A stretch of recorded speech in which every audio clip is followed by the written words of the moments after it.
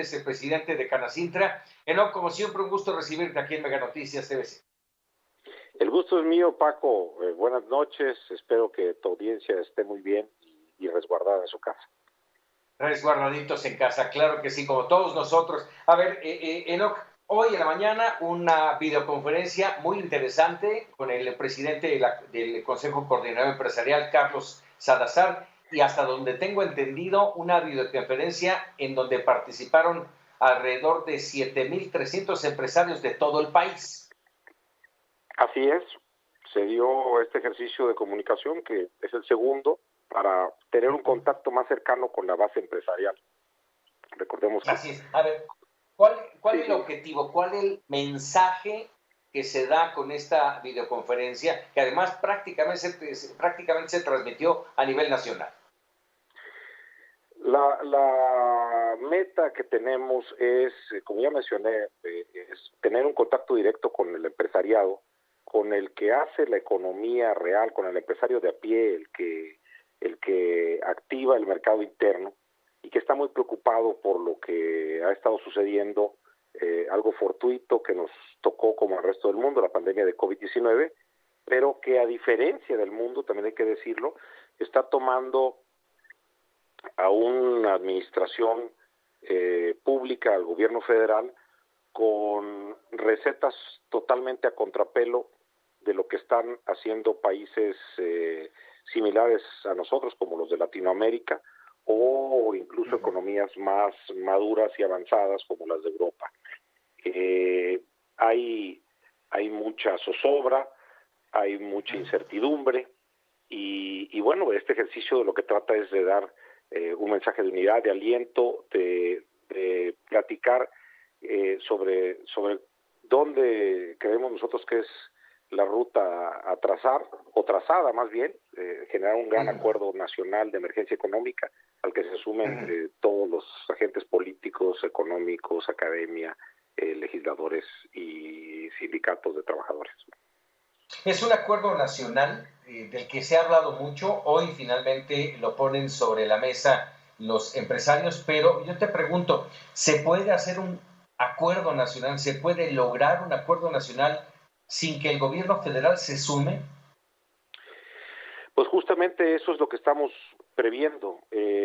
Yo creo que México tiene que seguir adelante y tristemente si el gobierno le da la espalda a millones y millones de trabajadores y a cientos de miles o millones de empresas de menor tamaño, micro, pequeñas y medianas, que las ha querido meter en el mismo costal junto con las empresas grandes y los grandes empresarios a los que acusa de haber sido favorecidos por anteriores administraciones, pues creo que la sociedad tiene que actuar de manera que se rescate a sí misma, como ya ha sucedido en la historia moderna de México. Recordemos en 1985 el terremoto de la Ciudad de México rebasó al gobierno federal en ese entonces de Miguel de la Madrid y fue el pueblo organizado el que salió avante de la crisis.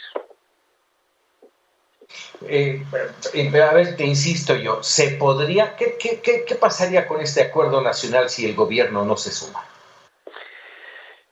Mira, lo que pasaría es que vamos a poner todo lo que esté en las manos de gobiernos estatales, municipales, empresas grandes, trabajando con pequeñas, la fuerza de los trabajadores coligados en sindicatos, para tratar de salvar a la mayor cantidad de empresas.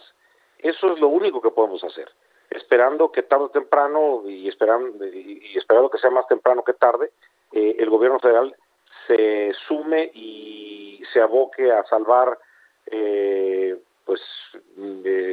cientos de millones de empleos, cientos de miles, de empleos. Eso es lo que nos queda por hacer, porque de lo contrario tendríamos que quedarnos cruzados de brazos y ver cómo se mueren las empresas y con ellos cómo se despiden a muchos trabajadores que los empresarios consideramos nuestras familias, porque nos vemos en los trabajos a veces más tiempo que nuestros propios seres queridos.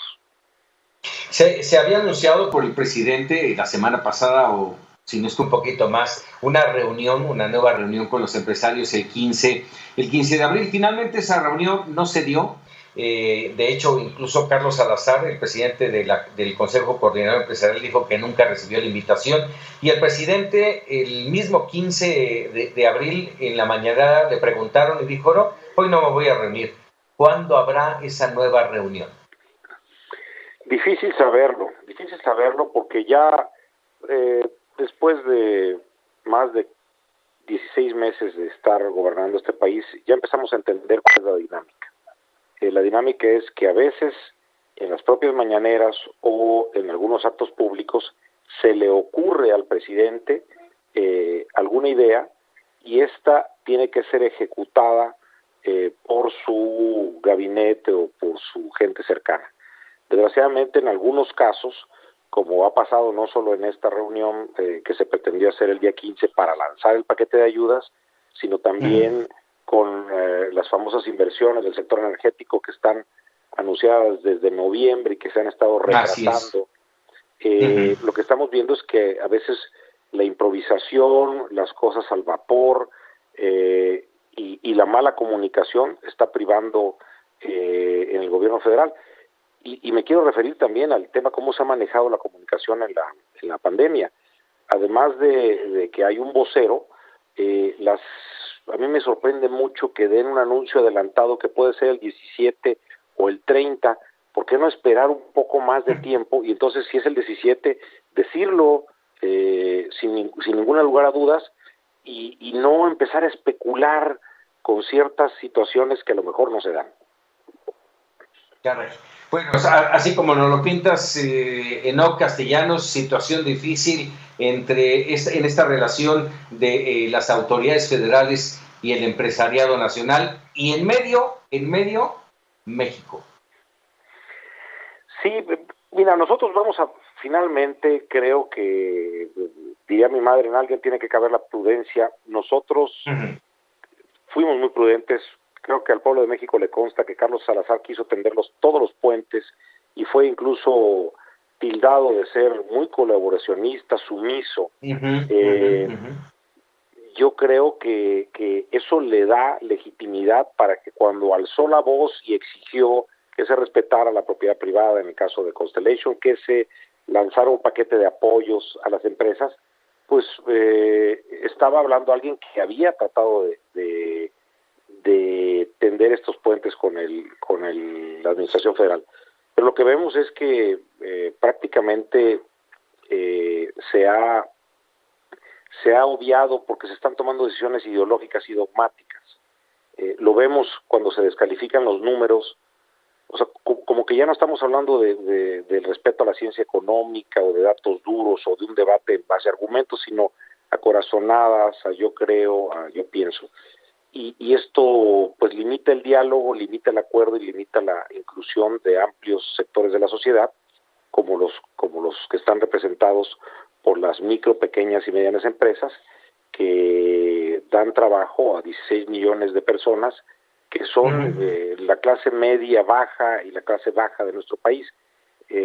Ojalá que pronto haya sensatez para ver que no solo estamos afectando a estas 16 millones de personas, sino si multiplicamos por 4 dependientes económicos que tiene cada uno, llegamos a un valor de 64 millones de mexicanos. Caray. Enoc Castellanos, como siempre, un gusto platicar contigo. Te agradezco estos minutos. Gracias a ti, Paco. Un abrazo y espero que estés muy bien.